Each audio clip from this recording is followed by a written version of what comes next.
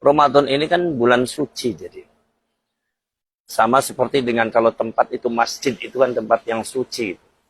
Jadi kalau seumpama membuat gaduh di bulan-bulan yang suci ini sepertinya kurang elok lah. Artinya yang terakhir, saudara, yang terakhir saya kaget. Di Indonesia ada rekamannya, saudara, viral di YouTube. Ada orang, saudara, katanya Gus. Ada lagi orang, oknum, katanya Kiai Haji, pimpinan cabang dari satu organisasi besar di Jawa Tengah. Satu kiai di Semarang ceramah, saudara.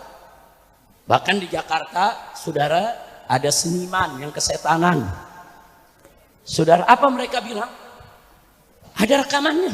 Mereka bilang, kami baru sadar, kami dijajah sama habaib, kami dijajah sama Ba'alwi, kami dijajah, kita semua ini dijajah sama Arab. Innalillahi wa inna ilaihi raji'un. Saudara, kalau yang bicara orang awam, preman di bawah, saya nggak ambil hati, saudara. Ini yang bicara Kiai Haji, pimpinan cabang ormas Islam besar di Semarang, bicara dalam pengajian, saudara. Bahkan ada satu Gus yang mencatut nama suatu pondok pesantren besar di Cirebon, saudara. Bahkan satu tokoh nasional tinggal di Jakarta, saudara, yang merasa seniman paling hebat, bahkan merasa wali. Ada rekamannya. Saya nggak memfitnah, silakan buka. Anda pulang dari sini buka, sudah. Sedih. Saya dengar ceramah dia. Yang satu mengatakan apa? Saudara-saudara. Ini yang Gus ini, saudara. Yang dari Cirebon. Saudara-saudara. Itu Habib Ba'alwi itu datang ke Indonesia. Itu seperti Yahudi datang ke Palestina. Yahudi datang ke Palestina, beli tanah, tinggal di sana. Akhirnya mereka semakin lama semakin banyak. Mereka usir bangsa Palestina. Mereka bunuh, mereka bantai. Begitulah habaib Ba'alwi. Mereka datang kemari beranak pinak. Sekarang kita dijajah, lalu kita biarkan. Nanti mereka akan bantai kita. Kurang ajar. Apa? Gus. Saudara, saya punya kawan banyak Gus, minas salihin, orang-orang baik, saudara. Gus Baha, kiai, ulama, lurus, istiqomah, jadi panutan kita, saudara. Gus Wafi, putra daripada Mbah Maimun Zubair. Gus Najih, kakak beliau, saudara, ulama istiqomah, NU Tulen, saudara. Cinta dengan habaib, cinta dengan ulama, cinta dengan persatuan. Bagus tidak? Ini asli Gus. Sudah. Tapi kalau Gus yang adu domba bukan Gus, bukan Gus. Jadi kalau dalam bahasa Arab man ghasyana, Gus. Gus itu artinya, saudara, nipu, ngebohong. Penipu dia, bukan Gus, Gus. Saudara. Astagfirullahaladzim. Kaget, saya kaget. Kok bisa ada pikirannya begitu, saudara? Ada lagi nih satu di Jakarta, nih setan dangdut, saudara. Dia bikin, saya hakul yakin, habaib itu palsu, bukan turunan Nabi. Dan saya baru sadar, ternyata habaib menjajah kita. Astagfirullahaladzim. Apa? Habaib dibilang menjajah ini apa? Oh, kalau kiai yang di Semarang, saudara, bukan hanya habaib, dia bilang kita ini sudah dijajah oleh bangsa Arab, sampai bahasa-bahasa kita dirubah jadi bahasa Arab semuanya. Benci betul dia dengan aku.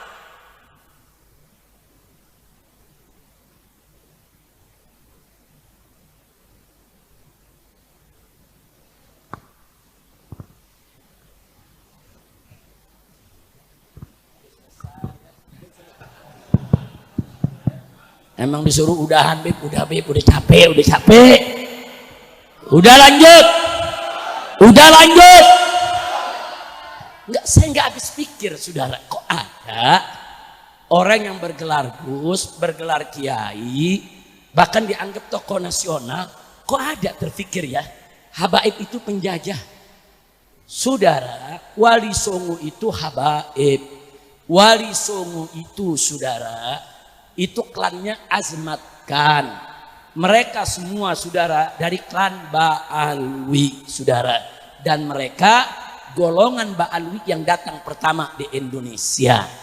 Setelah mereka baru periode berikutnya ada rombongan Ba'alwi yang lainnya yang datang ke Sumatera, ke Kalimantan, ke Sulawesi, ke Maluku, sampai ke Papua di Irian sana saudara. Semua mereka menyebarkan Islam. Nah, kapan mereka menjajah? Mereka datang dengan akhlak, dengan ilmu saudara. Mereka ramah, mereka santun. Bahkan bangsa Indonesia yang ketika itu 100% bukan Islam. Mereka ada yang animisme, dinamisme, Buddha, Hindu, saudara. Begitu melihat kesantunan para da'i yang datang, saudara, dari luar ini, para habaib dan yang lainnya, mereka tertarik, mereka masuk Islam. Nggak tanggung-tanggung. 90% yang masuk Islam, saudara. Kalau mereka dijajah, dipaksa, nggak ada yang mau masuk Islam. Betul? Betul? Belanda 350 tahun menjajah kita saudara. Ada mampu mereka mengkristenkan kita semua? Enggak mampu saudara. 350 tahun dijajah, dibawa todongan bedil saudara, dipaksa, ditangkap, dibunuh. Enggak bisa mereka merubah Indonesia untuk memeluk agama yang dibawa Belanda saudara sampai 90%. Enggak ada. Subhanallah. Kenapa? Kok mereka nggak mau ikut Belanda? Tahu Belanda penjajah, pemeras, penindas, saudara. Nggak mau mereka masuk agama sana. Tapi kok Islam rame-rame masuk ya? Karena Islam datang bukan dengan pedang ke negeri ini. Islam datang saudara bukan dengan jajahan. Tapi mereka datang, mereka berdagang, mereka mengajar, mereka membaur. Bahkan saudara, para habaib dari Hadramut yang datang ke Indonesia, nggak ada yang bawa istri saudara, nggak ada. Perjalanan dari Hadramut ke Indonesia di zaman itu bisa 8-9 bulan perjalanan dengan perahu-perahu seadanya saudara. Tapi mereka karungi lautan, mereka jalan potong di daratan saudara. Rame-rame mereka menyebar di Indonesia, menyebarkan Islam. Karena mereka tidak bawa istri, mereka memperistri orang-orang Indonesia saudara. Nah, jadi kalau habaib yang sekarang ada di Indonesia diperiksa DNA-nya campur. Ada DNA Arabnya, ada DNA Indonesianya, saudara. Saya punya nenek dari sebelah ayah saya orang Betawi. Dari sebelah ibu saya orang Bandung, orang Sunda. Saudara, salah satu kakek daripada keluarga saya ada yang kawin sama Cina, saudara. Nah, kemudian gak sampai di situ. Nenek saya juga ada yang dari Jawa. Jadi kalau DNA saya diperiksa, ada DNA Arab, ada DNA Cina, Betawi, Sunda, udah gado-gado saudara. Kira-kira jelas gak? Nggak ada habaib bawa istri, nggak ada saudara. Ibu-ibunya para habaib yang dulu lahir di Indonesia adalah asli orang Indonesia. Mereka berbaur saudara. Nah makanya kenapa kok ada habaib jadi sultan? Bukan menjajah saudara. Seperti di Pontianak saudara. Ada habaib dari keluarga Al-Gadri turun di Pontianak. Akhlaknya baik, raja tertarik saudara. Dibawa ke kerajaan saudara. Kemudian diminta ajarkan itu agama barunya apa. Tertarik saudara. Akhirnya si Habib dikawinkan dengan putrinya. Begitu kawin dengan putrinya dapat anak saudara. Si raja nggak punya keturunan selain cucunya dari si Habib tadi. Begitu meninggal cucunya yang jadi raja saudara. Jadi jangan kaget kalau kemudian si Habib menjadi sultan. Bukan ngejajah. Memang mereka diwarisi oleh kakeknya saudara. Makanya bapak ibu jangan salah paham. Kenapa orang habaib menyebut orang Indonesia akhwal? Bukan menghina, fitnah, bohong. Akhwal itu bahasa Arab. Itu bentuk plural, bentuk jamak. Dari apa? Dari kata khol, saudara. Khol. Apa itu khol? Dalam bahasa Arab, kalau kita punya paman, Saudara dari bapak itu disebut ammun, ami, om, saudara. Tapi kalau ibu kita punya saudara lelaki, kan paman juga. Dalam bahasa Arab disebut khol, saudara. Kalau satu orang khol, dua orang kholan, banyak kholnya akhwal, saudara. Nah jadi begitu si Habib kawin sama orang Indonesia, dapat anak. Si anak ngeliat, kayaknya saudara, wajah ayahnya dan wajah ibunya beda. Alisnya beda, rambutnya beda, hidungnya beda. Betul? Betul? Si anak mau tahu dong, ini bapaknya dari mana? Itu yang di luar siapa? Nah, bapaknya ajarkan. Itu yang di luar, saudara-saudara ibumu. Akhwal, itu saudara ibumu. Kenapa? Karena ayahmu dari negeri lain datang. Tapi yang ada di negeri ini akhwalak, mereka adalah paman-pamanmu. Saya mau tanya, berarti istilah itu bagus tidak? Bagus tidak? Itu istilah menghina bukan? Bukan. Jangan memfitnah saudara. Pak, Bu, mana mungkin habaib kalau buruk perilakunya dulu datang ke Indonesia diangkat mantu meraja? Nggak mungkin. Oh, raja dulu paling hati-hati saudara, mengawinkan putrinya dengan kaum bangsawan. Dilihat itu bangsawannya benar apa enggak saudara. Nah kalau mereka berperilaku jelek tidak bagus, nggak mungkin rakyatnya setuju dia jadi raja saudara. Nah ini yang saya mau sampaikan. Wali Songo saudara, Wali Songo ibu-ibu mereka semua orang Indonesia asli. Tapi bapak mereka turunan Hadramut, turunan Yaman, mereka habaib. Nah sekarang saya mau tanya, saudara, apakah Wali Songo menjajah Indonesia? Apakah Wali Songo menjajah Indonesia? Apakah habaib menjajah Indonesia?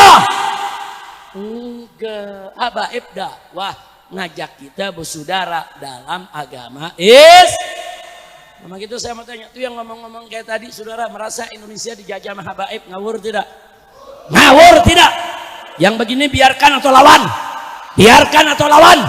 Baik saya mau tanya, pribumi dan pendatang di Indonesia siap bersatu, siap bersaudara, siap bersatu, takbir, shollu ala nabi.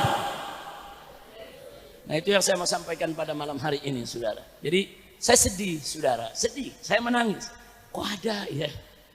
Kalau yang ngomong tuh orang yang preman, nggak ngerti agama, ya nggak usah dianggap lah preman saudara. Kalau yang ngomong begitu bajingan saudara, atau yang ngomong begitu orang kafir, nggak usah dianggap orang kafir lah. Tapi ini yang ngomong ada gelar gus, ada gelar kiai haji, ada yang punya pesantren, punya majelis taklim, bahkan jadi pengurus ormas Islam besar yang mengaku sebagai ahlu sunnah. Kok begini cara berpikirnya? Inna lillahi wa inna ilaihi raji'un. Nah maka itu saya katakan tadi saudara, bahaya sekali. Ini propaganda pribumi pendatang, pribumi pendatang, bahaya. Harus kita jauhkan. Gak boleh ada lagi di antara kita istilah pribumi maupun pendatang, kecuali hanya sekedar untuk identitas, kecuali hanya untuk menjaga kearifan lokal, bukan untuk bangga-banggaan, bukan untuk saling menjatuhkan, bukan untuk saling menghina. Betul? Setuju? Saya mau tanya, di Indonesia ini suku-suku yang ada saudara, banyak gak keistimewaannya? Oh banyak saudara. Saya ini keliling, di Indonesia saya keliling kemana-mana saudara. Saya udah ketemu macam-macam suku, ratusan suku saudara. Luar biasa. Saya kumpul dengan masyarakat suku Jawa. Suku Jawa ini saudara terkenal rajin, bekerja keras, ulet saudara. Luar biasa. Di Indonesia ini mencari orang pekerja keras yang ulet seperti suku Jawa sulit saudara. Sulit, dan kekompakan mereka saudara. Makan orang makan, yang penting kumpul. Kok keluargaannya, gotong royongnya tinggi. Bagus tidak? Bagus tidak? Orang Sunda saudara, Masya Allah, orang Sunda tata keramanya tinggi saudara. Kesopanannya, keramahannya, kesantunannya. Hati-hati dan gak mau orang tersinggung saudara. Apalagi kalau mereka sudah menerima tamu, tamu dianggap raja. Subhanallah, bagus tidak? Bagus tidak? Orang Aceh saudara, saya keliling Aceh, luar biasa saudara. Orangnya sabar, tegar, tabah, menghadapi berbagai macam musibah. Kita lihat dengan mata kita, kita dengar dengan telinga kita, saudara. Bagaimana sabarnya bertubi-tubi mendapatkan bencana sedemikian rupa, tetap beriman kepada Allah, tetap sabar dan syukur kepada Allah. Bagus tidak? Ini masing-masing suku, saudara, gennya itu ada kelebihan-kelebihan yang luar biasa. Kalau kita gali, saudara, kita baru tahu setiap suku punya kelebihan yang luar biasa. Atau kalau kita lihat, saudara, suku Banten umpamanya, saudara, beraninya orang nggak kenal takut, saudara. Dari zaman dulu perang lawan Portugis, saudara, yang paling depan orang Banten kok. Perang menang di Sunda Kelapa, saudara, berhasil merebut Jakarta yang disebut Jayakarta, saudara. Subhanallah. Begitu juga kalau kita lihat orang Madura, saudara. Masya Allah, orang-orang Madura, saudara, keras memang, tapi kerasnya di jalan yang hak. Dan mereka di dalam membela kebenaran siap mempertaruhkan nyawa. Istri diganggu orang, orang tua diganggu orang, dia siap carok, saudara, adu nyawa. Nggak main-main, saudara. Iya, ada carok mesti kita hapus. Bunuh membunuh nggak boleh. Tapi saya nggak bicara carok ya. Saya bicara bagaimana, saudara. Mereka kalau udah bela kehormatan siap mati. Saya tanya, bagus tidak? Bagus tidak? Orang Bugis, orang Makassar, saudara, Masya Allah, pelaut terkenal mendunia. Anda keliling di Sumatera, di Jambi, di Bengkulu, yang nyebarin Islam. Banyak ulama-ulama dari Bugis, saudara, dari Makassar, saudara. Mereka pelaut, saudara, terkenal dengan kapal lautnya, saudara. Mereka ke Irian, mereka ke Maluku, saudara. Enggak sampai di situ, mereka keliling sepanjang pantai utara Pulau Jawa, saudara. Di mana-mana banyak orang Bugis dan Makassar, saudara. Nah, orang Makassar, Bugis hampir sama dengan orang Madura. Di mana mengklok dia bikin musola, di mana mengklok dia bikin masjid, saudara. Subhanallah. Saya mau tanya, bagus tidak? Bagus tidak? Oh, kalau saya mau sebut satu-satu, saudara, ini bangsa Indonesia yang ada lebih dari 300 suku, saudara. Semuanya punya keistimewaan. Alhamdulillah. Dan yang paling istimewa, saudara, 300 suku, saudara, mau bersatu dalam Indonesia. Di Eropa nggak mau, saudara. Di Eropa dipecah.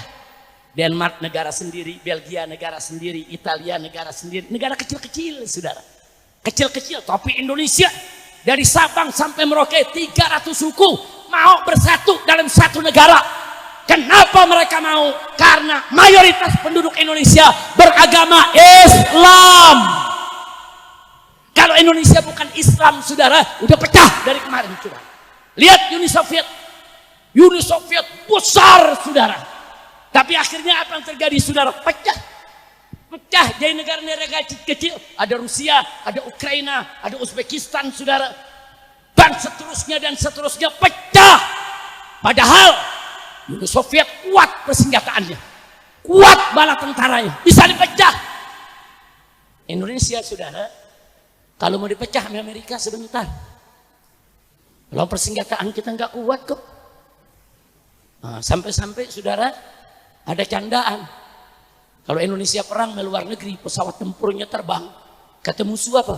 Jangan ditembak, ntar gue jatuh sendiri. Loh, kenapa begitu? Ya karena udah tua, underdealnya udah rusak. Saudara, bukan kita menghina, bukan, fakta. Tapi pertanyaannya, Uni Soviet yang kuat bisa dipecah oleh Eropa, oleh Amerika.